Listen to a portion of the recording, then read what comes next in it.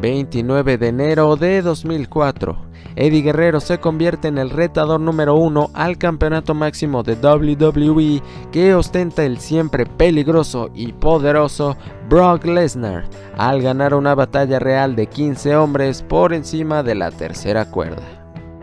La verdad es que debido al storyline interpromocional que Brock Lesnar comenzó a desarrollar con la superestrella de la marca opuesta, Raw, Goldberg, su historia en torno al mayor premio de la compañía junto a Guerrero no pudo brillar como era debido. Aún así, el factor primordial de camino al evento No Way Out, en el que se daría la gran oportunidad de Latino Heat, fue su difícil travesía hasta la cima.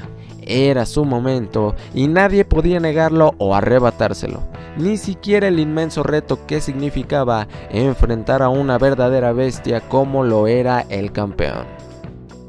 15 de febrero de 2004, la hora de la verdad había llegado. Lesnar se mostró dominante como siempre, pero la astucia y veteranía de Eddie no le facilitó las cosas al confiado Brock, y hubo momentos a través del fantástico match en los que el reinado de Lesnar fue puesto en duda. El público estaba más que a bordo para la victoria de Eddie, era el relato perfecto. Y después de la interferencia del ahora enemigo de Brock Lesnar, Goldberg, y algunos momentos más de pura intensidad y drama, Latino Heat por fin lo logró.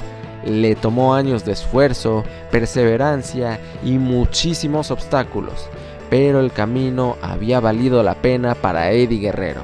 Él era el campeón mundial de la empresa de lucha y entretenimiento deportivo más reconocida a nivel global. La llegada fue para el recuerdo, pero en esta ocasión vamos a hablar de lo que vino después. Es evidente que el gran Eddie siempre será conocido como uno de los mejores que alguna vez se haya colocado un par de botas. Pero, ¿cómo fue su reinado con la presea más anhelada en la industria? Les doy la bienvenida y vamos a descubrirlo.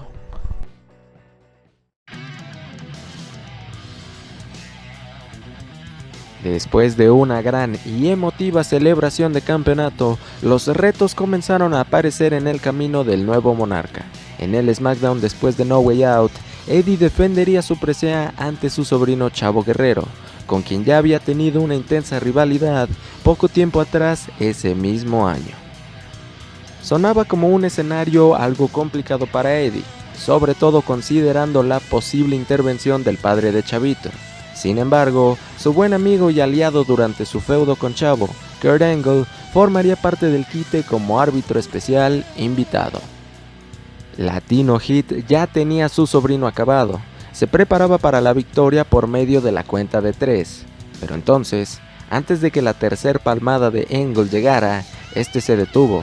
Un Eddie confundido pronto comprendió las intenciones del héroe olímpico, cuando este último lo atacó sin misericordia alguna, cambiando a heel en el proceso. Y es que no solo Eddie había emergido victorioso de No Way Out, sino también Angle, quien derrotó a Big Show y John Cena en una triple amenaza para convertirse en el retador número 1 al cinturón que ahora portaba el de raíces mexicanas. A la semana siguiente, Eddie Guerrero buscaba venganza sobre el hombre que consideró alguna vez un amigo, pero todo lo que encontró fue a un Paul Heyman, gerente general del programa Injusto, que lo expulsó del Coliseo dejándolo fuera de la transmisión. Más tarde esa misma noche, Kurt Angle salió para hablar ante el público sobre sus acciones y explicó que atacó a Eddie porque él antes fue un drogadicto, que no era un digno luchador de portar el campeonato máximo de WWE según Angle.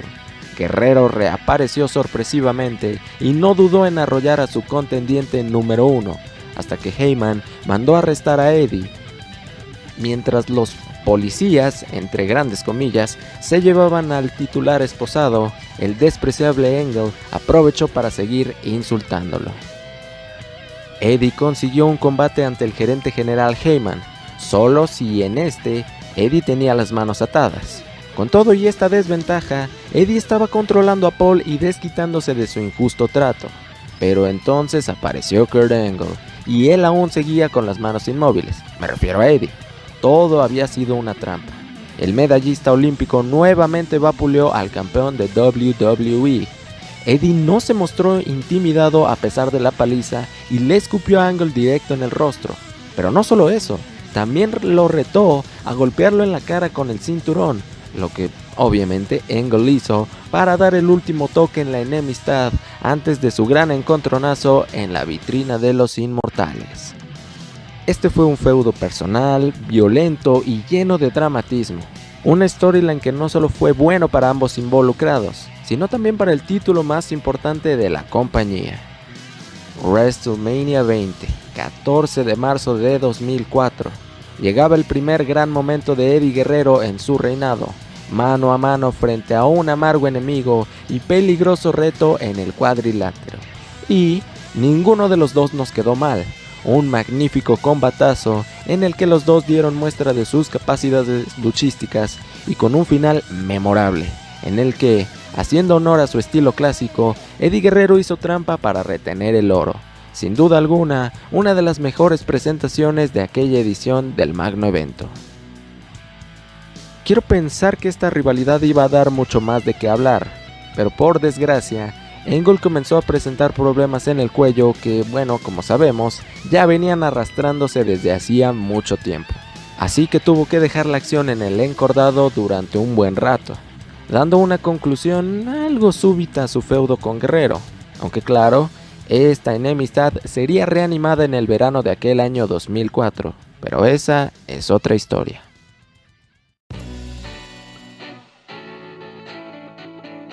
En el primer SmackDown después del show de shows, Eddie añadió otra defensa exitosa más a su reinado, en esta ocasión ante Rey Mysterio, en un buen combate que tuvo un final digno y conciso, nada de descalificaciones o conteo de 10 fuera del ring. Durante el draft, en el Raw del 22 de marzo, el prácticamente ya dueño del show rojo en este punto, Triple H, fue inesperadamente trasladado a SmackDown, y esa misma noche buscó emplear su todopoderosa pala sobre Eddie Guerrero, en un combate por el campeonato de WWE, que terminó por descalificación después de que una horda de múltiples competidores tanto de Raw como de SmackDown apareciera provocando una riña colosal de proporciones épicas. Aquí nos vamos a desviar un poco del protagonista del video, y es que tenemos que hablar a detalle de quizá el personaje más importante en esta historia. En el episodio del 18 de marzo de SmackDown, la agencia de protección, Bradshaw y Farouk perdieron un combate ante los campeones tag team de WWE, Rikishi y Scotty 2 Hotty, en el que los perdedores quedarían despedidos de la organización. Después de discutir sobre su situación y todo este asunto de quedar despedidos con el gerente general Paul Heyman, todo quedó aclarado, y es que Heyman en realidad solo tenía la intención de despedir a Farouk, ya que aún veía potencial en Bradshaw. Un confiado Farouk le aseguró a Heyman que APA era una alianza y que ellos renunciaban, pero Bradshaw no se notaba tan seguro de dicha declaración.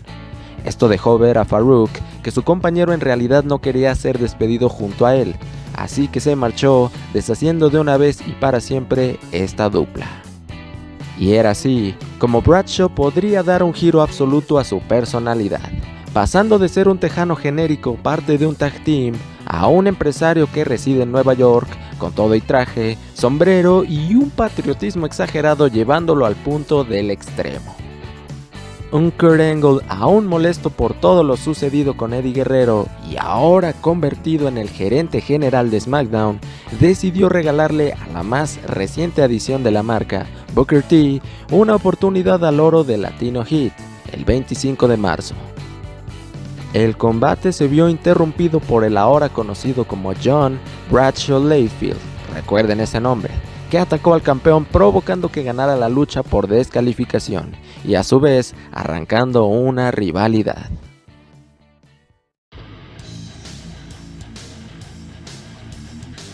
En el SmackDown del 8 de abril, Angle anunció que daría un chance al cinturón máximo al hombre que ganara el premio al Gran Americano, un premio que, bueno, fue inventado por él, que al final terminó obsequiándole a JBL, debido a su trabajo ahuyentando a un grupo de ilegales en la frontera entre México y Estados Unidos.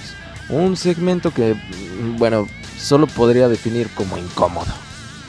El 22 de abril, Layfield le costó otro encuentro más al campeón de WWE y su rival en el pay-per-view Judgment Day. En esta ocasión, Eddie perdió ante Devon Dudley. Toda esta historia de los inmigrantes y las raíces de Guerrero continuó, escalando a la semana siguiente, cuando JBL nos regaló una promo que hoy en día indudablemente nadie dejaría pasar, ganando de a poco la atención de las audiencias y a su vez su repudio. El 6 de mayo, también en SmackDown, se dio a conocer uno de los acontecimientos más importantes de esta enemistad. JBL le había provocado un infarto a la madre de Eddie Guerrero, al amenazarla durante un house show en el territorio de Latino Heat, El Paso, Texas. Muchos dudaban de este nuevo heel que había emergido en la órbita por la presea más deseada de la empresa, pero tanto sus promos como sus acciones y claro, el manejo del storyline lo convirtieron rápidamente en un antagonista creíble e ideal. Además, claro, el feudo había escalado a alturas que nadie había imaginado. Para agregar el último detalle a la rivalidad, Eddie destruyó la limusina de su retador, pero pagó por ello siendo arrestado una vez más en pantalla. Esa misma noche, JBL se encargó de derrotar al buen amigo de Eddie, Rey Mysterio. Llegó el día del juicio, Eddie Guerrero vs JBL por el título de WWE, 16 de mayo de 2004. Un combate que más que ser recordado por ser un clásico de todos los tiempos, o en todo caso una gran actuación in ring, es rememorado por el escalofriante blade job erróneo que Eddie realizó aquella noche. Todos conocemos el método que los luchadores emplean para provocarse una herida que sangre en la frente y generar más drama en una lucha, pero en esta ocasión Eddie fue literalmente demasiado lejos y al cortarse dio con una arteria, lo que lo llevó a emanar líquido vital como si no hubiera un mañana. No sé ni cómo lo hizo, pero con toda la sangre perdida, el monarca fue capaz de acabar el encuentro, aunque con un final anticlimático en el que el retador número 1 ganó por medio de la descalificación después de que Eddie lo golpeara con el cinturón enfrente del referee. Se dice que de vuelta en backstage, Eddie entró en shock y se desmayó ahí mismo, y tuvo que ser llevado de inmediato a un hospital.